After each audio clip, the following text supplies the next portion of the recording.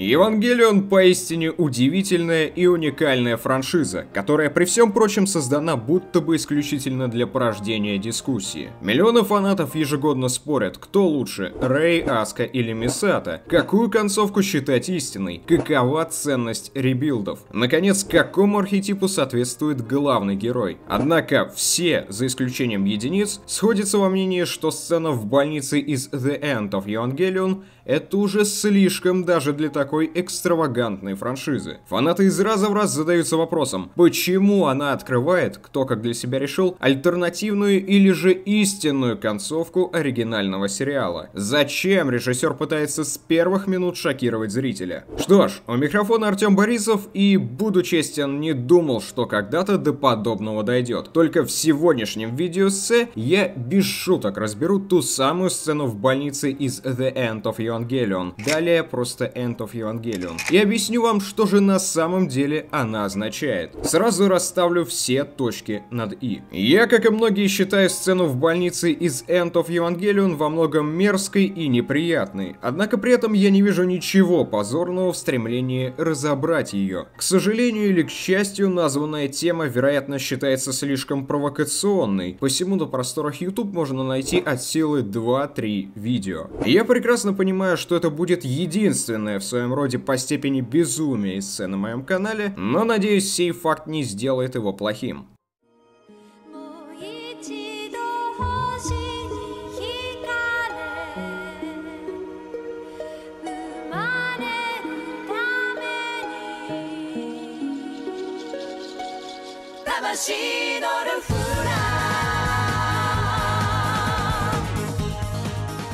Данное эссе я решил структурировать по типу знаменитых айсбергов, появляющихся время от времени на тех или иных сабреддитах. То есть мой рассказ возьмет начало с самого простого, того, что всегда было на поверхности, и постепенно я буду, образно говоря, погружаться все ниже, все глубже, охватывая все больше событий сериала, представляя все менее и менее очевидные интерпретации до тех пор, пока все не соберется в относительно целостную картину.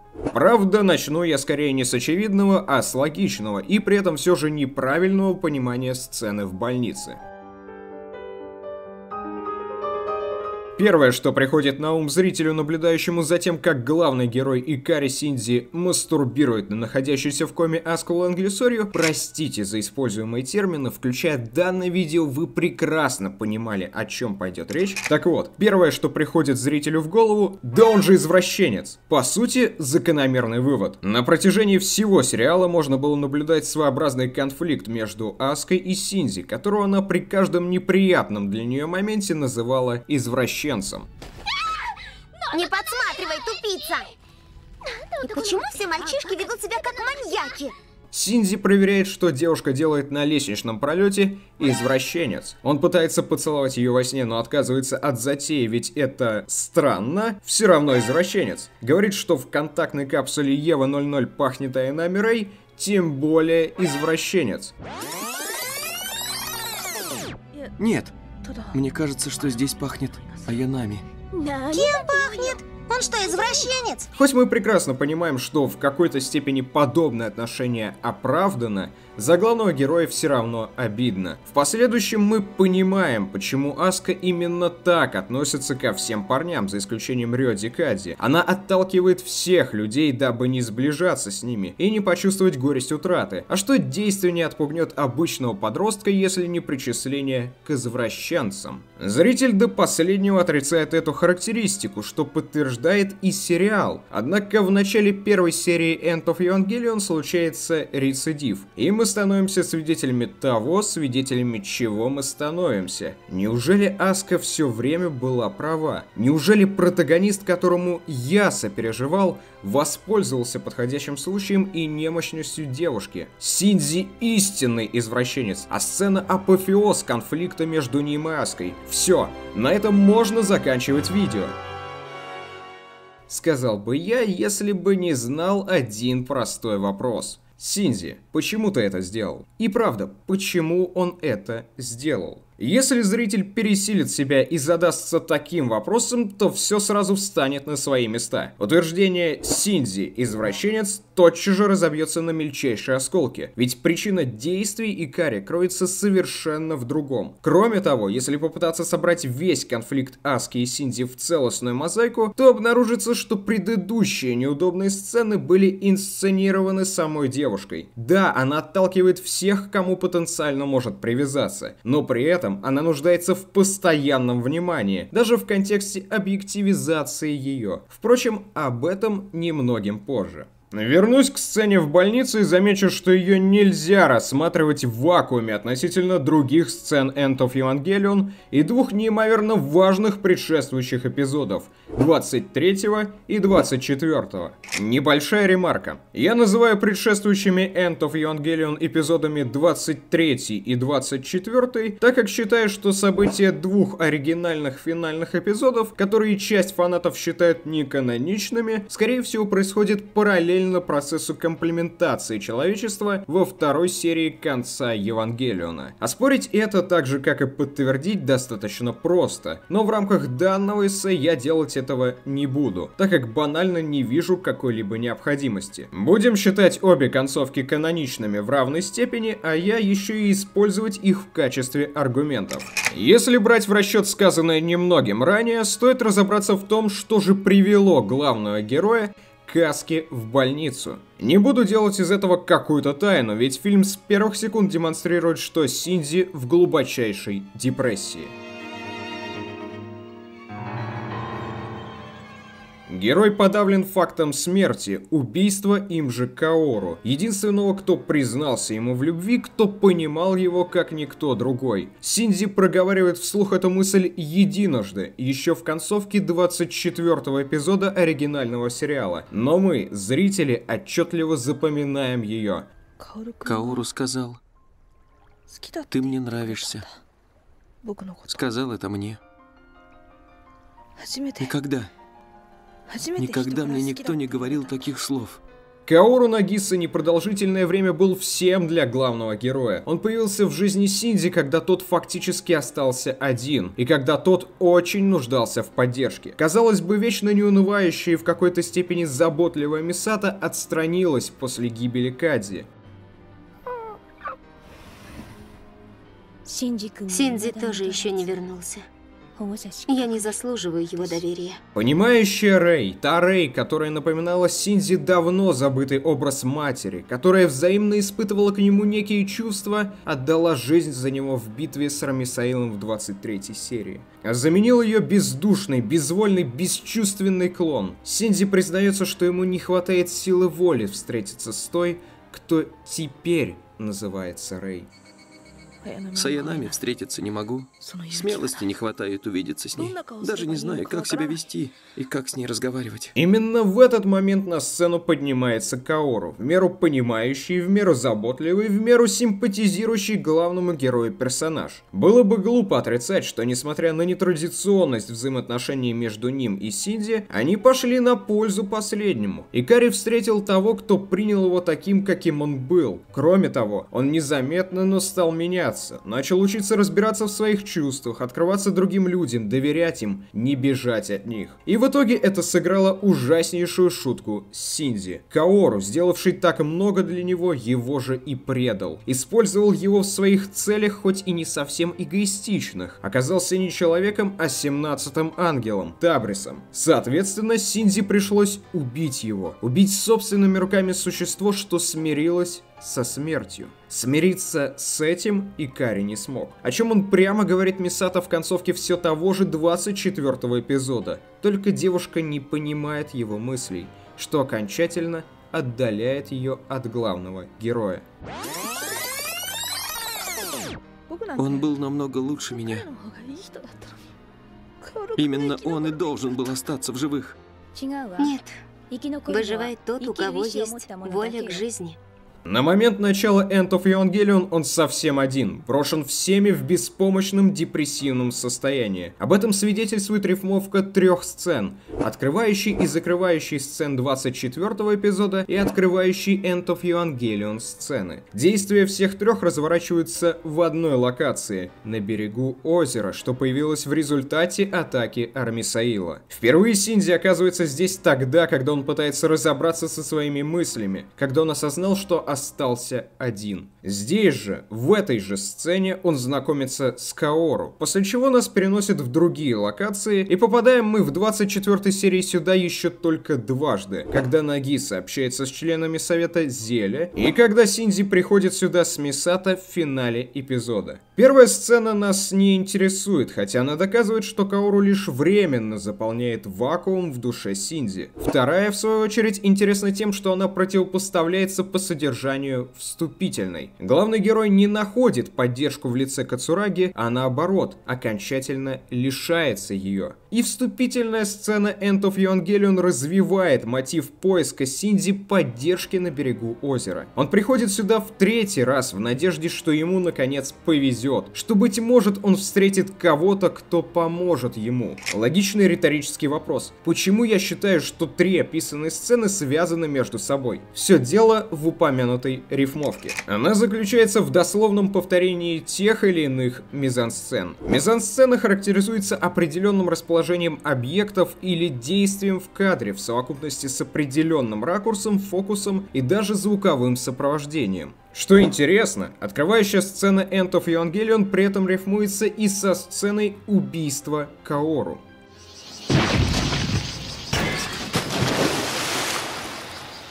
Данный момент как раз подтверждает мысль о том, что Синди пришел на берег озера не просто погрустить или посмотреть на воду, а попытаться собраться с мыслями и в надежде обнаружить там кого-либо. Однако на берегу озера никого нет.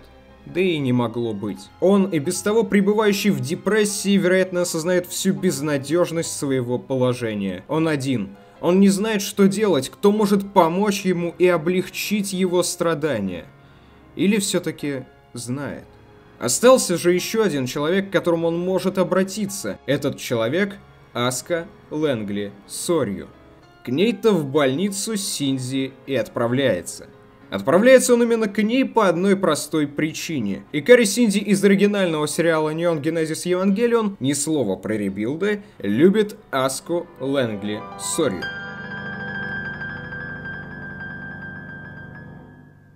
Если вы сейчас подумали что-то из разряда «Да что он, черт возьми, такое говорит?», не спешите закрывать видео. Я сам не в восторге от данного факта, ведь считаю, что несмотря ни на что, Рэй лучше. Однако мне пришлось принять его. На протяжении 16 эпизодов, начиная с 8-го, в котором впервые появляется Аска, нам, зрителям, планомерно и очень дозированно подаются обрывки информации, что в итоге собираются в понимание одной неминуемой истины. Синди на самом деле любит Аску, и эта любовь взаимна, как бы странно в контексте событий сериала и особенно концовки это не звучало.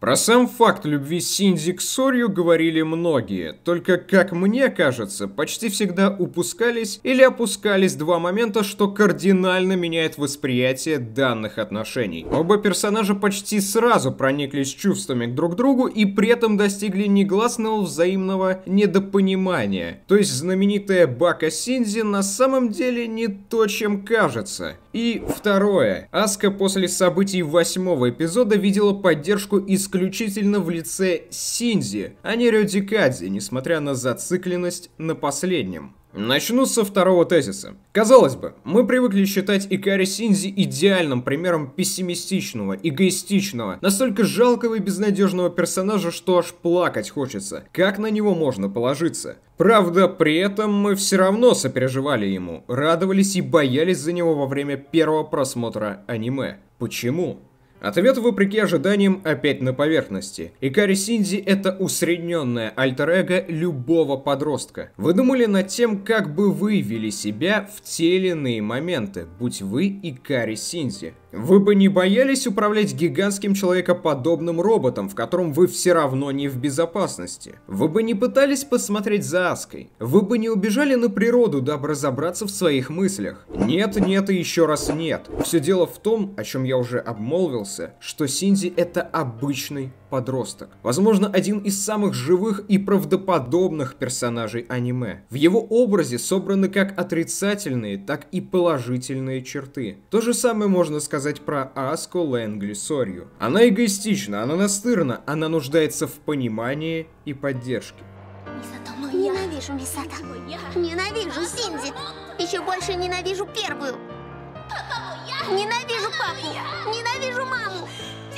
Но больше всего ненавижу себя. Оба персонажа на протяжении 14 серий, до переломной 22-й, стараются своим поведением показать нам, зрителям, насколько они различаются. Как было сказано, Аска эгоистично относится к другим людям, пытается играть роль самой популярной неприступной девочки в школе, лучшего и незаменимого пилота Евы-02. А Синдзи наоборот. Дружит, сопереживает, практически не пытается выделиться. Неужели эти двое и правда полные противоположности? Отнюдь. Они исключительно кажутся такими. И Синдзи, и Аска пережили страшное, что оставило незаживающую рану в их сознании. Они пытаются справиться с болью, пытаются забыть ее, забыться, но не могут. Сильнее от этого страдает Аска, посему она выплескивает боль в виде попыток оттолкнуть тех, к кому может привязаться, что причиняет ей еще больше страданий. Не отталкивает она Рёдзи Кадзи, и вы снова удивитесь, Синдзи.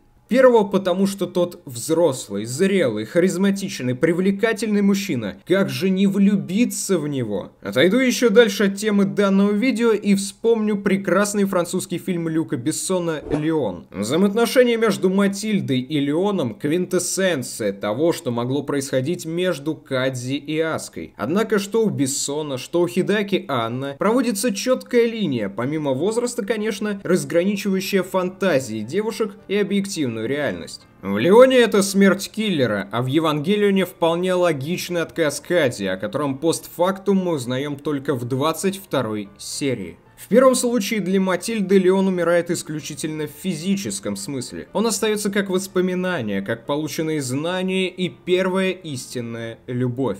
Если же говорить об Аске, то она теряет Кадзи как поддержку, и он остается для нее лишь ключом к возможности на время забыться и укрыться в своих фантазиях. Потеря опоры Аски происходит перед ее встречей с Синдзи, которого она тотчас же называет слабаком и недостойным пилотом Евы. Что ты думаешь об Икаре Синдзи? Слабак. И это третье дитя? Я в шоке. Однако Синдзи все равно. Он привык, что не слышит слов поддержки от окружающих. Он будто тростник, что качается на ветру. На него можно подуть, только он через пару секунд продолжит качаться, как раньше. Распрямится он тогда, когда прекратится ветер. Девушка подмечает это и, видимо, осознает, что Синдзи такой же, как она. Значит, именно он может понять ее и поддержать. Поэтому Аска тащит Синдзи за собой в капсулу Евы-02 во время атаки Гагиила на Тихоокеанский флот в 8-м эпизоде. Да, она хочет похвастаться, но только чтобы услышать или увидеть восхищение человека, что привык игнорировать, закрываться от других, не привык как-либо реагировать на окружение. Это могло бы стать для нее истинной поддержкой в битве. В начале 9-й серии в очередной раз демонстрируется то, как Аска нуждается во внимании Синдзи. Она нарочно приветливо здоровается с ним, но тот реагирует весьма прохладно, чем девушка и возмущается. Синдзи, доброе утро. Доброе Ты утро. мрачен даже утром. Это же сама Аска Великолепная здоровается с тобой. Тебе надо благодарить судьбу. Она не понимает, почему Синдзи, как ей кажется, нарочно отвергает мысль о поддержке ее. Ведь он мог даже притвориться тому, что рад видеть ее, и этого было бы достаточно. Третья и самая важная сцена в описанном контексте – показательная тренировка на синхронность действий во все том же 9-м эпизоде. Аска и Синдзи не могут работать в унисон, каждый сам по себе. Однако стоит Мисато заменить Аску на Рэй, как все меняется в положительную сторону. Аянами и Синдзи идеально выполняют упражнение, что в очередной раз выводит из себя Аску. Бака Синдзи, дурак Синдзи, не удосужился притвориться, что в связке с другой девушкой у него что-то не получается. Это обнадежило бы Сорью. Девушка убегает в слезах, на что староста Хикари реагирует однозначно. Однако она считает, что Аска убежала ввиду того, что влюблена в Синдзи, который ее в итоге так унизил. Аска! Даже черти иногда плачут. Икари, иди за ней. Это из-за тебя она плачет. Пойди и извинись.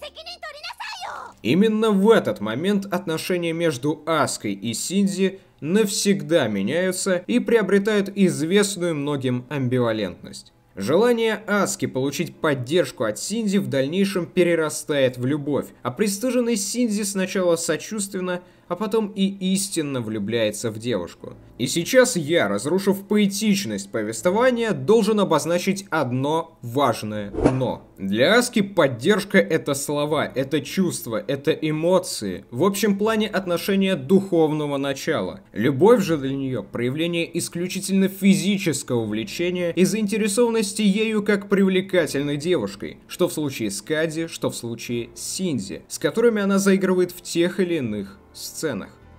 В теории все так просто. Итак, если нагреть мою грудь, она станет больше. Откуда мне знать? Получается так, что для Аски любовь — это нечто приземленное, объективное, поэтому она ведет себя легкомысленно и вызывающе, ведь вся суть любви в ее понимании — физический контакт, поцелуй, либо же секс. Я готова хоть сейчас. И не только для поцелуев.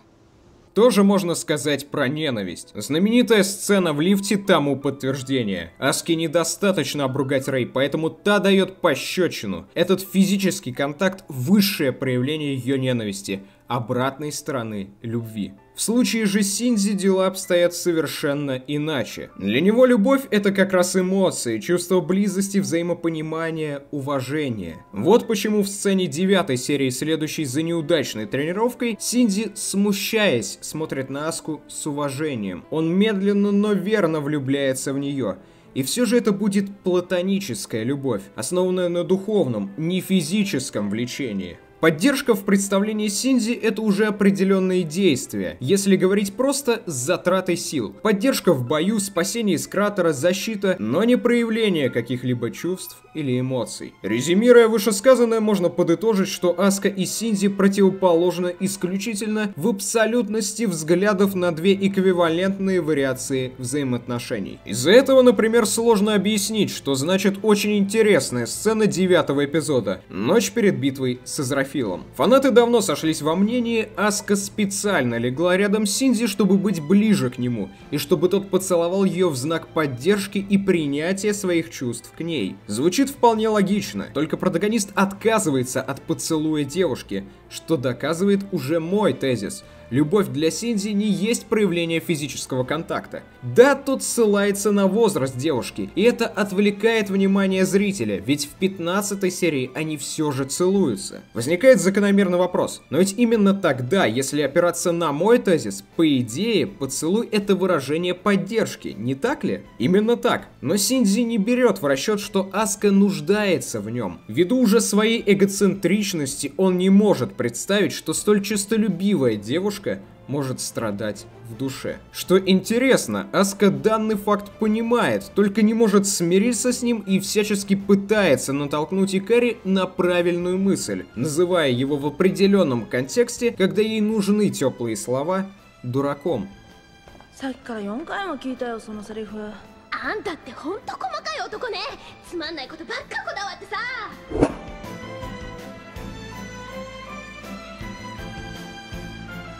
То есть в большинстве случаев Синдзи Бака не потому, что он дурак-дурак, а потому, что не может перебороть свой эгоцентризм, неспособность к координированию различных точек зрения и восприятия. Однако, если кому-то показалось, что взгляды Синдзи на отношения с Аской не меняются, спешу образумить вас. Медленно, но верно, главный герой к концу сериала осознает и принимает то, как Аска определяет понятие поддержки и любви. Его любовь к ней перерастает в чувство взаимопонимания и сопричастности ее боли. Вернусь к злополучной сцене в больнице. Синди приходит в палату к Аске в надежде, что теперь, когда он понял, почему та так относилась к нему, она сможет простить его недальновидность и помочь уже ему.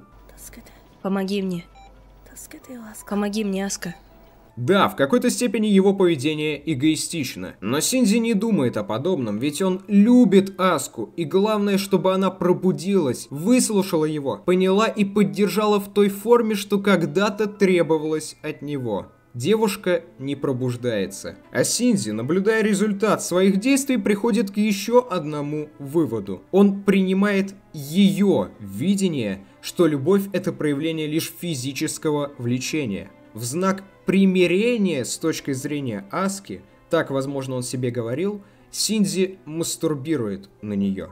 На ту девушку, что он любил, что любила его, что могла его поддержать. Естественно, Синди осознает всю мерзость своего поступка и ужасается, ведь понимает, насколько он пал в плане морали. Я отвратителен.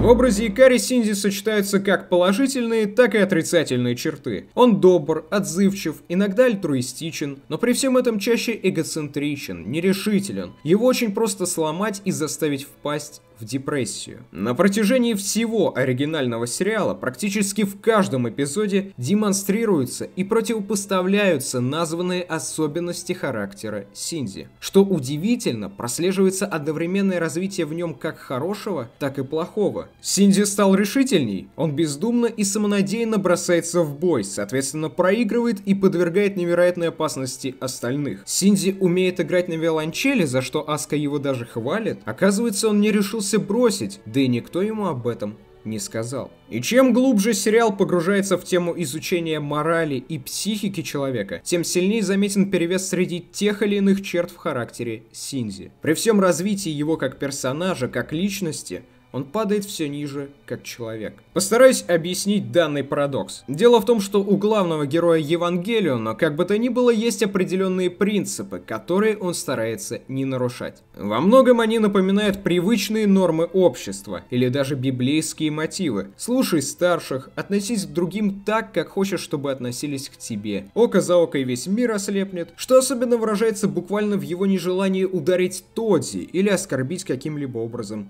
Аску. Помимо этого, Синди, начиная с 11 серии, время от времени задается вполне логичным вопросом.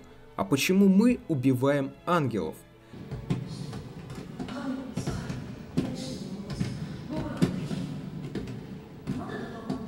Вдумайтесь в саму формулировку. Убиваем ангелов. Во время повторного просмотра сериала я пришел к неожиданному для себя выводу. Вероятно, Синди на начало событий сериала был пацифистом. В последующем его вынудили поступиться с главным принципом всей жизни, что привело к постепенному моральному падению, результат которого мы наблюдаем в сцене мастурбации на Аску. То есть, хоть главный герой и развивается, учится понимать других, заботиться о них, он из раза в раз вынужден переступать через себя и делать что-либо вопреки своим принципам, конкретно убивать ангелов. Пилотировать Еву-01 – этакое живое воплощение милитаризма.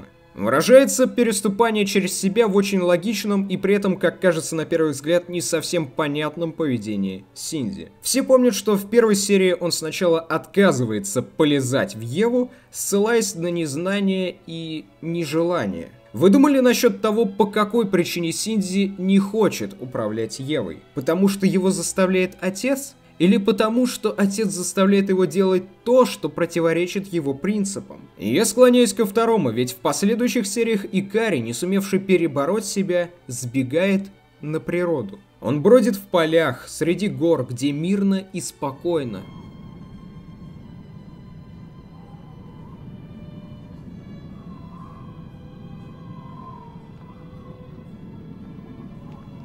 Заметьте, здесь же Синди встречает Кенски, общается с ним, узнает что-то новое про него и Тодзи, понимает, что он нужен этим людям как пилот, поэтому принимает арест службы безопасности Нерв. В дальнейшем он соглашается пилотировать Еву-01, когда осознает, если он не сделает этого, то пострадают и близкие, и незнакомые, но главное, что люди. Вернусь к первой серии. В ней Синди перебарывает свое нежелание, когда понимает, что раненая Аянами, истекающая кровью, которая может умереть, будет управлять Евой-01. А он опять же не может допустить, чтобы вместо него страдал кто-то другой. Это еще один принцип его жизни. Он противоречит идее пацифизма и при этом создает необходимый для развития личности конфликт. Конфликт, что в случае Синди уничтожает его как человека. Он прекрасно понимает, что делает что-то, что идет вразрез с его мировосприятием, и в конце концов смиряется с этим, сводя конфликт между идеей пацифизма и защиты других на нет. Остается только последняя, которая разбивается на мелкие осколки в 18-й серии. В ней Синди беспомощно наблюдает, как руками его Евы-01 убивают и растерзывают Еву-04. Даже не ангела, а Еву, пилотируемую его другом. Тогда Синди понимает, что даже в обличии пилота Евы при должных обстоятельствах он не способен защитить других. Он знал об этом раньше, но только в данный момент окончательно осознал свою беспомощность и бесполезность. Синди! Синди! Синди! Синди!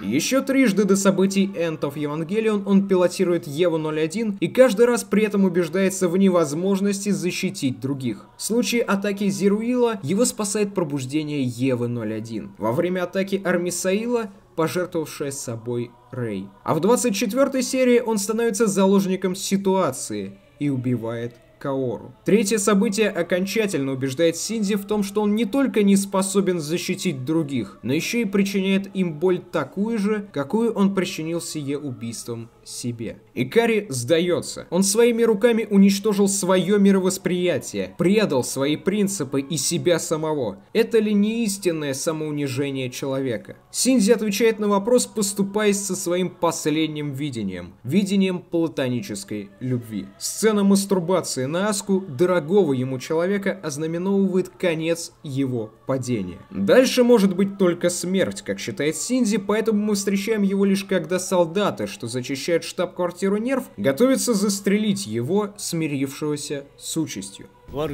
Послушай, парень, ничего личного. Что же, после рассказа о неминуемом падении, я, пожалуй, обращу ваше внимание на одну, с первого взгляда, незначительную деталь. Синди осознанно выбрал завершение своего падения. При этом это было его первое полностью самостоятельное решение.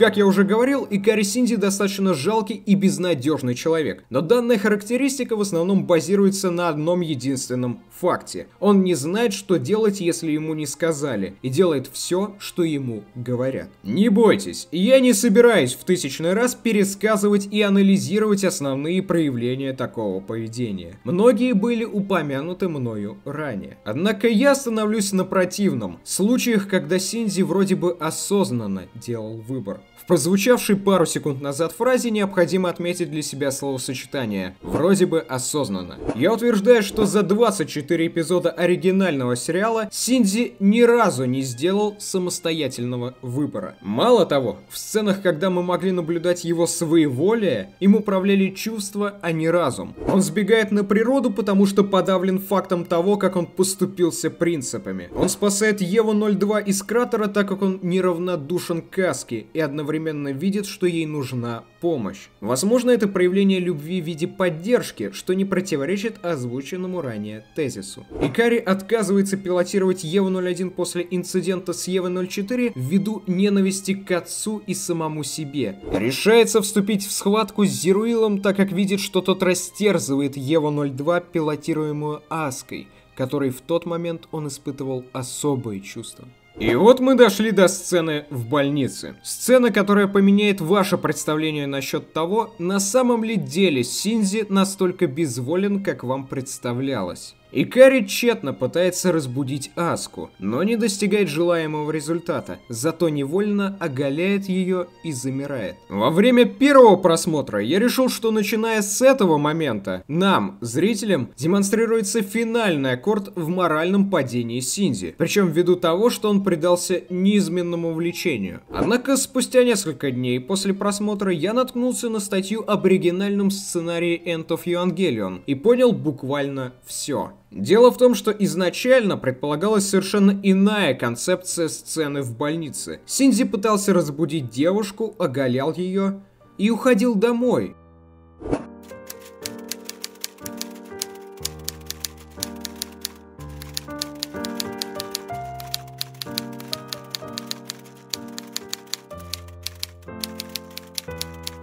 Но от этой версии сценария отказались. Теперь же следите за рассуждением, которое я, признаюсь, считаю не очень приемлемым, но все же логичным. Возьмем в расчет обе вариации сценария инцидента в больнице. И там Синдзи приходит к Аске за помощью, тормошит ее, невольно оголяет и от неожиданности замирает. Он тотчас же понимает что-то для себя и оказывается в ситуации, когда нужно сделать выбор. Либо он остается в палате с Аской и, может, рассказывает ей, как ее любит, как нуждается в ней, либо уходит домой и падает от бессилия на кровать, засыпая или слушая You are the only one. Только в обоих случаях Синдзи не достигает низшей точки своего падения и не принимает видение любви исключительно как физического влечения. Но дело в том, что Синдзи в обоих драфтах истории как раз принимает эту, если так можно сказать, точку зрения. То есть, по сути, совершает вполне осознанный выбор. Дальше больше. Раз он солидарен с Аской, то у него есть еще два варианта дальнейших действий. Он уходит и делает то, что делает дома, или остается в палате и, соответственно, делает это рядом с девушкой. И опять Синдзи самостоятельно выбирает. Не отрицаю, даже прямо говорю об этом, выбирает он аморальное. Но факт в том, что Икари Синдзи в сцене в больнице фактически принимает решение, основываясь уже не только на чувствах. Какой-то моральный барьер его все еще сдерживал от подобного. Только он осознанно разрушает его. А происходит это ввиду желания уже со стороны режиссера картины.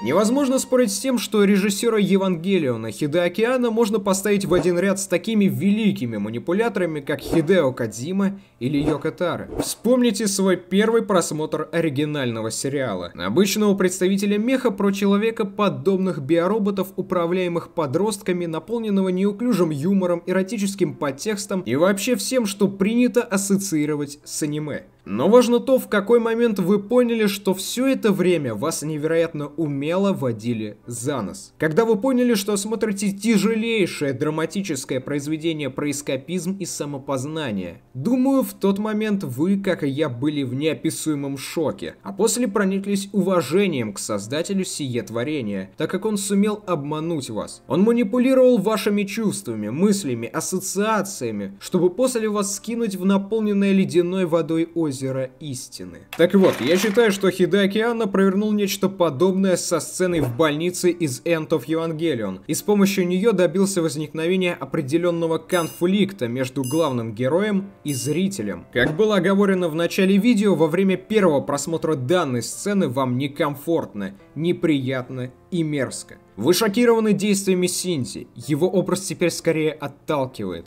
Вы перестаете сочувствовать ему. И сделано это лишь для того, чтобы вы переключили свое внимание на другое. На сопереживание персонажам, что оказывается втянуты в боевые действия в штаб-квартире Нерв и самой Аски. По поводу последнего позволю себе высказать крайне субъективное мнение. Первоначально я ненавидел Аску Лэнгли Сорью всеми фибрами своей души. Я не понимал, как можно симпатизировать или даже любить этого персонажа. У меня даже не было возможности как-то изучить ее характер ввиду того, что я следил за развитием Синдзи, Рэй и Кацураги. И именно начало End of Evangelion, даже не 22-я серия, в которой сознание девушки выворачивает наизнанку, заставило меня меня кардинально изменить свое представление о ней. Я окончательно осознал, в чем заключается трагедия Аски. Но если бы в это время я снова думал о том, что же будет с Синди, думаю, эффекта прозрения я бы не достиг. Опять же, вспомните, после отталкивающей сцены в больнице вы практически забывали про главного героя и вспоминали про его существование, про возможную опасность для него только при следующем его появлении. Мало того, далее ему уделяется не так много времени. Больше акцент на Аске и сражении Евы-02 против серийных Ев с ее трагическим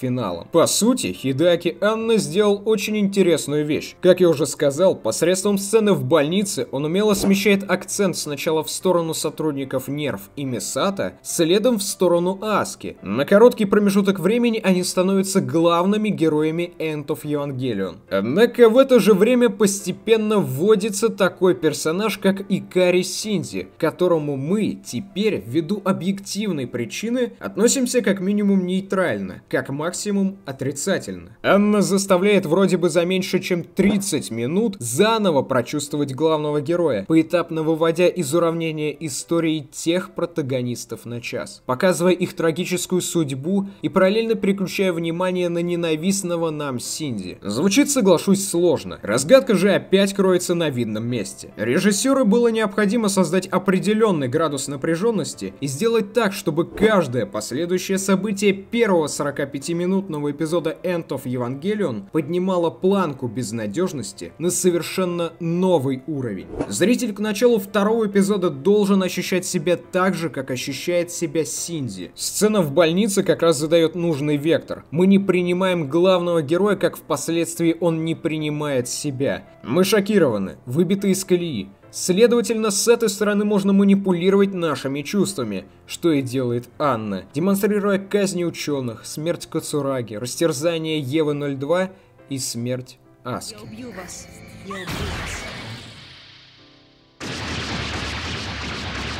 В это время на фоне появляется Синди, который ничего не делает, ноет, раздражает. Однако, чем ближе к финалу серии, тем больше мы опять сопереживаем ему. Мы вместе с Синди осторожно познаем его ощущения, его разум, его ненависть к себе, которую мы так понимаем. Если из End of Evangelion выкинуть сцену в больнице и оставить другие сцены без изменений, то в какой-то момент наступит рассинхронизация зрителя и видения режиссера. Мы должны ненавидеть Синди вопреки всему, а после переступить через себя и понять, что он изменился. Он примирился с самим собой, он сделал самый значимый для мира Евангелиона выбор и сделал его самостоятельно. В противном случае был бы некий барьер, выраженный ожидаемым в поведении Синди. А так мы ничего не ждем от все еще неприятного нам персонажа. Посему его выводы, его действия во втором эпизоде End of Evangelion производят столь особое впечатление на нас. К слову, именно поэтому я считаю, что события оригинальной концовки происходят параллельно End of Evangelion. В ней Синди признается в том, что ненавидит себя, хотя явных причин в контексте сериала для этого по идее нет. Зато вышедшем спустя время End of Evangelion они есть, но нет открытого самобичевания персонажа, того, что было в 25 и 26 сериях. Если взять их в расчет, то окажется, что на принятие Синди и переосмысление отношения к нему режиссер выделяет не 30, а около 70 минут. Факт в том, что это время выделяется. Следовательно, это не пустой хронометраж с нытьем главного героя, это возможность для зрителя задуматься, пересмотреть свои взгляды на происходящее. Но я могу любить себя. Может, у моей жизни есть смысл. Да, я — это только я, ни больше, ни меньше. Я — это я. Я хочу быть собой. Я хочу продолжать жить в этом мире. Я живу здесь не просто так. Как вы могли заметить, я погружаюсь все глубже в пучину необычных, не самых очевидных интерпретаций. И сейчас я должен провести определенную черту. До этого момента было рассказано о духовном состоянии Синди, его мотивации, отношениях с Аской, морали, стремлениях режиссера. То есть о вполне сформированных кирпичиках, из которых строится сцена в больнице. Теперь вы знаете, по какой причине, зачем и для чего главный герой пришел в больницу, пытался разбудить Аску и в итоге сделал то, что сделал. сделал. Однако в контексте Евангелиона, я говорю о франшизе в целом и сериале в частности, для полного понимания любой значимой сцены критически важен ответ на еще один вопрос. Что она означает? Ни для кого не секрет, что Евангелион — это аниме, испещренное всевозможными символами, метафорами и прямыми цитатами религиозных учений. Об этом кто только не рассказывал. В рамках же данного эссе я хочу кратко объяснить смысл двух образов, двух идей, о которых в свою очередь я слышал только в паре других эссе.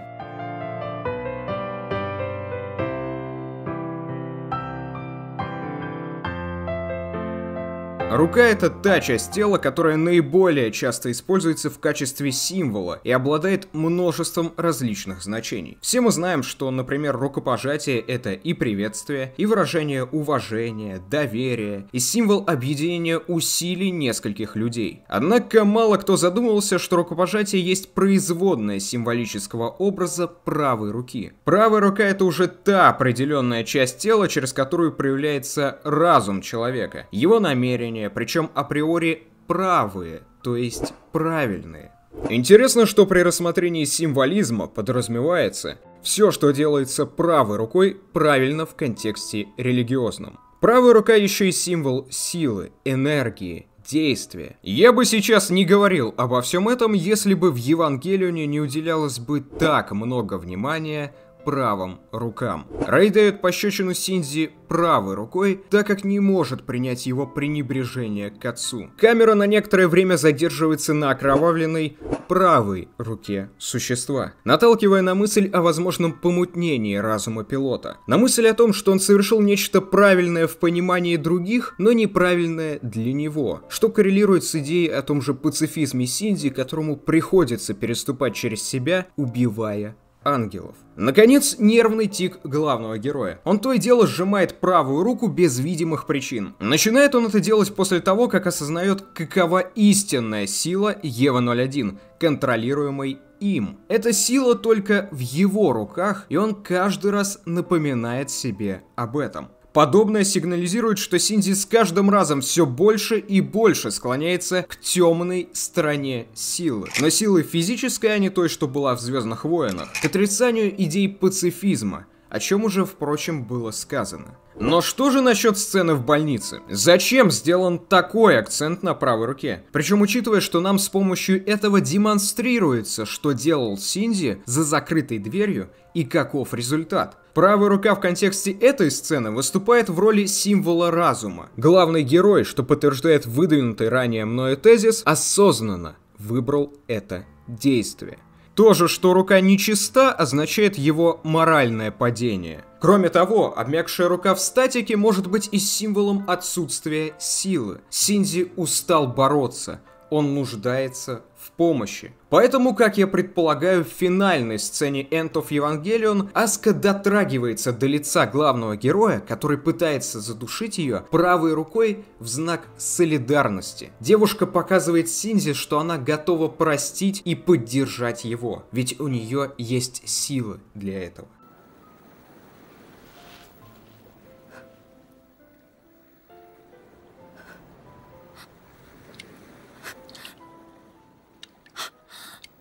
Допустим, с символизмом правой руки мы в какой-то степени разобрались. Осталось последнее и наиболее странное.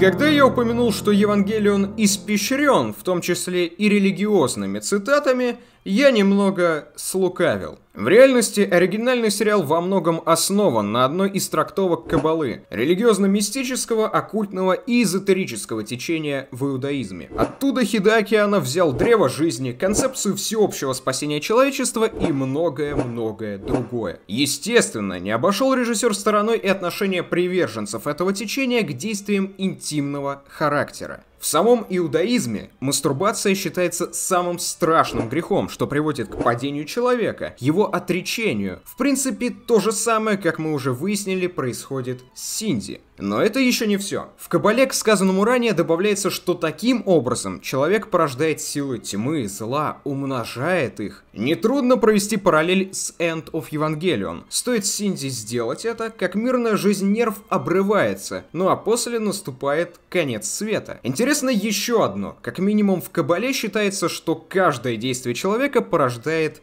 ангела. Хорошего или плохого в зависимости от мотивации и последствий. Если опираться на подобное, то можно выдвинуть логичную и притом безумную теорию. Синди, совершив самый страшный грех, создал 18-го ангела. То есть ангел, что начал процесс комплементации человечества, это не само человечество, информацию о чем нашла Мисато в начале End of Evangelion, даже не Ева-01, а главный герой истории. Икари Синди. Что если из-за этого он единственный, кто смог выбрать и отказаться от объединения со всеми, ведь он перестал быть частью общности и общества? Тогда возникает вопрос, а что же Аска? Вероятно, она захотела жить? Или Синди мог невольно вернуть ее буквально силой мысли, вспомнив ее образ? Знающий человек мог бы задаться вопросом, подожди-ка, неужели ты подводишь к той теории с просторов Reddit о Синди, переигравшем всех и вся? Well yes, but actually no. В двух словах объясню суть той теории. Согласно ней, Синди совершенно необычный человек. Может даже некая сущность наподобие Каору или Лилит Рей, которая в своих интересах помогла завершить процесс комплементации человечества, ведь именно с момента его появления начались атаки ангелов. Звучит, соглашусь, странно, хоть и не безосновательно. Однако я никогда не брал в расчет эту теорию ввиду ее несформированности и натянутости на глобус. Казалось бы, религиозная интерпретация сцены в больнице ее как раз и подтверждает, но не все так просто. Если во втором ребилде нам прямым текстом говорят, что Синди становится богоподобным существом, то в оригинальном сериале на это вскользь намекают и при этом практически сразу отрицают. Не происходит это только в случае The End of Evangelion, в котором сцена в больнице наталкивает на подобные мысли, а после они подпитываются теми или иными образами и метафорами. Рей, что услышала Икари, спасение того, осознание им своей идентичности в общности сознаний. На этом, думаю, стоит закончить. Когда я садился писать текст для видео, то не представлял, что на выходе получится столь обширное и многогранное эссе, хотя об этом скорее судить уже вам. С моей стороны хочу отметить, что я благодарен всем тем, кто досмотрел его до конца. Пишите в комментариях, каковы ваши впечатления, насколько я ушел в СПГС и насколько была превышена степень дозволенного. Кроме того, теперь, на момент выхода данного видео, вы можете полноценно оценить 3 типа моих эссе о кино, об играх и об аниме. Последнее, конечно, единственное в своем роде, другие рассуждения об аниме, обещаю, не будут столь провокационными. Однако мне интересно узнать, какая из работ вам приглянулась больше и почему. Так что пишите свое мнение, оно поможет мне решить, что делать дальше. Не забывайте подписываться на канал и нажимать на колокольчик. До встречи!